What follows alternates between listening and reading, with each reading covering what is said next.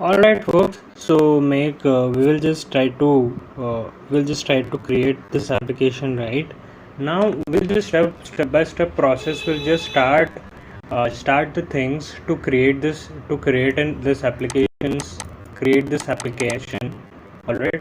So that you will understand how the workflow is about it, and let's get started with the application part. Okay, the step number one, we have to create a application. So that you can just choose any of browser. I'm choosing my Google Chrome browser, right? So I'll just choose my account here. Just go to the github.com. Okay, all right. So here you will be able to see this dashboard of a GitHub. All right, so I will just show you like how to create a repository. Okay, here also you can create a repository, folks. Here also you can clicking by this name also you can create. So I will just show you like how to create a repository first. Okay, you can just click on this, or like if you click on plus icon, that is also fine. Okay, I will just click on drop down menu, click on new repository. It will redirect to new page. Okay, github.com/new. Okay, all right. So here what you can give is here you can give the to do application, to do app. Okay, so what I will do is to do app, right? So I will do something like this, so it will be fine. Okay, if you want to give any description, you can give it as like to create create a basic app, create a basic app to understand CRUD operations. Okay, CRUD operations. Okay, so this is about it. So if you want to add the readme file, that is also fine. So I will just choose the Python language actually, right? All the things will be doing with the Python itself. License, if you just choose the MIT license, that is also fine.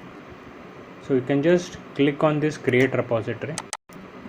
All right, so I am making little bit fast, folks. Okay, you can just pause the video. Okay, and you can just watch that.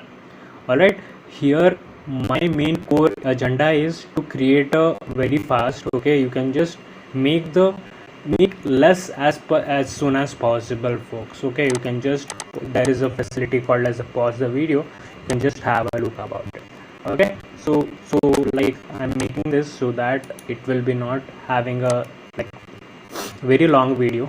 All right, so here you have to just write here, make sure that you have cloned the git, you make sure that you have downloaded the git. Okay, so here what you have to type is git clone, and here you can paste the repository name here.